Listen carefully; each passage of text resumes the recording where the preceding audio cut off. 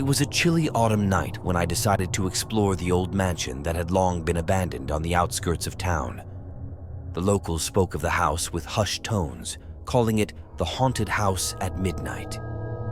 Armed with only a flashlight and my curiosity, I made my way through the overgrown path leading to the front door. The mansion stood tall, its once grand facade now covered in vines and decay. As I pushed open the creaking door, a gust of cold air greeted me, carrying with it the scent of dust and neglect. The interior was just as eerie as the exterior, with furniture draped in white sheets and cobwebs hanging from every corner. I ventured deeper into the house, each step echoing through the empty halls.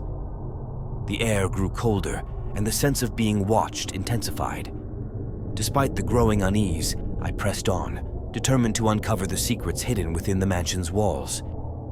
It wasn't long before strange things began to happen. I heard whispers in the distance, though I was certain I was alone. Shadows seemed to move on their own, and the temperature dropped dramatically, leaving my breath visible in the dim light of my flashlight. In one of the rooms, I found an old journal belonging to the previous owner. The entries detailed strange occurrences and sightings of ghostly figures. The last entry mentioned a room that was always locked, a room that no one should ever enter. Intrigued and undeterred, I set out to find this forbidden room. As I climbed the grand staircase, the air grew heavier and a sense of dread settled over me. The mansion seemed to come alive with every step I took, the walls whispering secrets I couldn't understand. At the end of a long corridor, I found the door. It was different from the others, with intricate carvings and an ominous aura. I tried the handle, but it was locked. Determined, I searched the nearby rooms and eventually found a rusty key hidden in a drawer. With a mixture of excitement and fear, I unlocked the door. The room beyond was pitch black, and the air was so cold it felt like stepping into a freezer. As I shone my flashlight around, I saw what appeared to be an old nursery with broken toys scattered across the floor. Suddenly, the door slammed shut behind me, plunging me into darkness. Panic set in as I fumbled with the flashlight, trying to find a way out. The room seemed to close in around me, and I could hear faint, childlike giggles echoing through the darkness. As I desperately searched for an exit, I felt a cold hand touch my shoulder. Spinning around, I saw a ghostly figure of a child standing before me, eyes hollow and filled with sorrow. The room grew colder, and more apparitions began to appear, their mournful wails filling the air. The ghosts seemed to be reliving their final moments, trapped in an endless cycle of torment. I realized with growing horror that these were the spirits of children who had once lived in the mansion, victims of a tragic accident that had claimed their lives. I tried to communicate with them, to understand their pain, but their voices were drowned out by the cacophony of screams and whispers. The walls began to close in, and the floor seemed to shift beneath me, making it impossible to escape. Just as I thought I would be trapped forever, the room suddenly grew silent.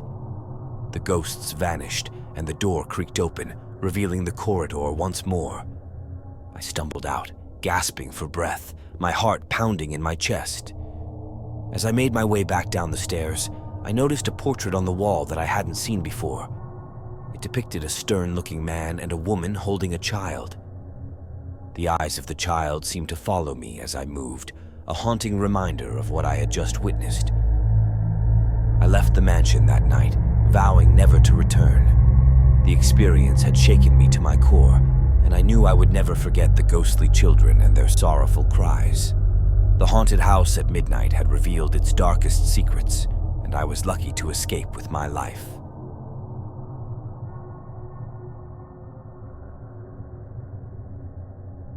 It was a stormy night when I received an invitation to visit the infamous haunted house at midnight. The letter was unsigned, but the allure of the mystery was too strong to resist. I set out immediately, my curiosity piqued by the promise of uncovering the house's dark secrets. The mansion loomed before me, its windows dark and foreboding. Lightning flashed, illuminating the twisted branches of the trees that surrounded it. With a deep breath, I pushed open the heavy front door and stepped inside, the sound of thunder echoing through the halls. The interior was as eerie as the exterior, with shadows dancing on the walls and the air thick with the scent of mildew. I couldn't shake the feeling of being watched as I explored the rooms, each one more decrepit and unsettling than the last. In the main hall, I discovered a large portrait hanging above the fireplace. It depicted a stern-looking man with piercing eyes, his expression filled with malice. The nameplate at the bottom read, Lord Alistair Blackwood. As I stared at the painting, I felt an inexplicable sense of dread. I continued my exploration, but no matter where I went, I felt those eyes following me. The mansion seemed to be alive with the presence of its former master, and the temperature dropped whenever I was near the portrait. In one of the rooms, I found an old diary that belonged to a maid who had once worked in the mansion. The entries described Lord Blackwood as a cruel and sadistic man who had terrorized his servants and family. His death had been shrouded in mystery, and many believed his spirit still haunted the house. As I read the diary, a cold wind blew through the room, extinguishing my flashlight. In the darkness, I heard footsteps approaching, the sound growing louder and more menacing with each passing second. My heart raced as I fumbled to turn the light back on. When the light finally flickered to life, I saw the figure of Lord Blackwood standing in the doorway. His eyes glowed with an unholy fire, and his face twisted into a sinister grin. I backed away, but he advanced, his footsteps echoing through the room. I stumbled out of the room and down the hall, the ghostly figure in pursuit. The mansion seemed to shift and change around me, the walls closing in and the corridors stretching endlessly. No matter how fast I ran, I couldn't escape the malevolent spirit. In my desperate flight, I found myself back in the main hall, standing before the cursed portrait. The eyes seemed to burn into my soul, and I realized with horror that Lord Blackwood's spirit was bound to the painting. The diary had mentioned a curse placed upon him by a vengeful witch, trapping his soul within the portrait. Determined to break the curse, I searched for a way to destroy the painting. I found a box of matches in the kitchen and returned to the hall, my hands shaking as I struck a match and held it to the canvas. The flames licked at the edges, and a terrible scream filled the air. The portrait burned, and the mansion seemed to shake with the force of Lord Blackwood's rage. The walls cracked, and the floor buckled beneath me as I struggled to keep my balance. The screams grew louder, a chorus of agony that reverberated through the house. Just as the portrait was about to be consumed by flames, the spirit of Lord Blackwood materialized before me, his eyes blazing with fury. He lunged at me, but I stood my ground, holding the burning match to the canvas until it was nothing but ashes. With a final blood-curdling scream, the spirit of Lord Blackwood vanished, and the mansion fell silent. The air grew warm again, and the oppressive atmosphere lifted. I knew the curse had been broken, and the ghostly presence banished.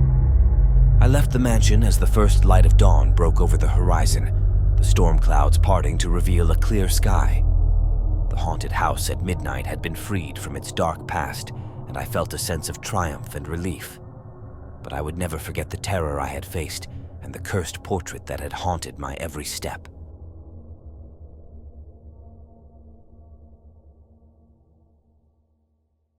The legend of the haunted house at midnight had always intrigued me. According to local lore, a bell tolled at midnight every night, signaling the arrival of the spirits that haunted the mansion. No one knew where the bell was located, but its eerie chime could be heard echoing through the town. Driven by a desire to uncover the truth, I decided to spend a night in the mansion. Armed with a flashlight and a digital recorder, I arrived at the house just as the sun was setting. The air was thick with anticipation, and the shadows seemed to dance with malevolent intent. The interior of the mansion was dark and foreboding, with cobwebs hanging from the ceiling and a thick layer of dust covering everything. I set up my equipment in the main hall and waited for midnight, my nerves on edge as the minutes ticked by. At exactly midnight, the sound of a bell echoed through the mansion. The chime was deep and mournful, sending chills down my spine. I grabbed my flashlight and recorder and set out to find the source of the sound, my heart pounding in my chest.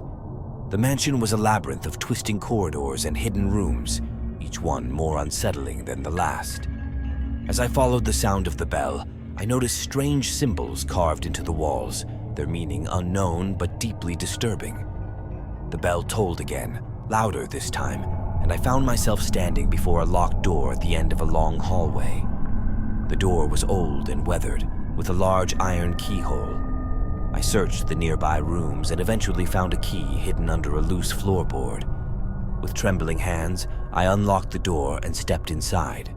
The room beyond was a small chapel, its walls adorned with faded religious icons and candles that had long since burned out. At the center of the room stood a large bell, its surface covered in strange markings. As I approached the bell, a sense of dread washed over me. The air grew colder, and the candles flickered to life on their own, casting eerie shadows on the walls. I reached out to touch the bell, and a jolt of electricity shot through my body, knocking me to the ground. When I regained consciousness, I found myself surrounded by ghostly figures. They were the spirits of the townspeople who had been drawn to the mansion by the bell's toll, their faces twisted in anguish. They reached out to me, their voices a cacophony of sorrow and despair. The spirits showed me visions of the past, revealing the dark history of the mansion. The bell had been used in a ritual to summon the dead, a ritual performed by a cult that had once inhabited the mansion. The cult had been led by a mad priest who believed he could control the spirits of the dead. The ritual had gone horribly wrong, trapping the spirits in the mansion and binding them to the bell. The priest had been driven mad by his failure and had taken his own life, leaving the spirits to wander the halls in eternal torment. Determined to break the curse, I searched the chapel for clues. I found an old book hidden beneath the altar, its pages filled with ancient incantations and instructions for the ritual. The final page described a way to reverse the curse, but it required a great sacrifice. As I read the incantation, the spirits grew more agitated, their cries filling the air. I realized that I would have to destroy the bell to free them, but doing so would mean sacrificing my own life. The weight of the decision bore down on me, but I knew I couldn't leave the spirits to suffer. With a heavy heart, I recited the incantation and struck the bell with a nearby candlestick. The sound reverberated through the mansion, and the ground shook as the bell cracked and shattered. The spirits wailed in agony, their forms dissolving into the air. As the last of the spirits vanished, the room grew still. The candles extinguished themselves, and the oppressive atmosphere lifted. I collapsed to the ground, my energy drained and my body weak. The curse had been broken, and the spirits were finally free. I left the mansion at dawn, knowing that I had saved countless souls, but forever marked by the haunted house at midnight.